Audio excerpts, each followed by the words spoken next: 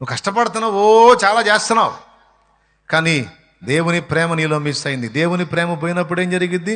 పొరుగువాని మీద ప్రేమ ఉండదు. నీ భక్తిలో ఉండాల్సినటువంటి ఆ జీవమంతా లాస్ అయిపోయింది నాన్న. అసాధారణ ప్రేమ ఉండదు, అసాధారణ సంతోషం ఉండదు, అసాధారణమైన సమాధానం ఏవి ఉండవు.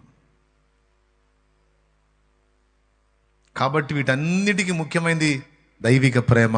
అది మిస్ అయ్యావు నాయన, ఎఫెసులోనున్న సంఘపు దూత చూసుకోమన్నాడు. ఈ లోపం మనోడికి అర్థం కాల, ఆయనకు అర్థమైంది. ఇది మీకెందుకు చెప్తున్నాను? ఇది నాతో దేవుడు ఎందుకు మాట్లాడుతున్నాడు?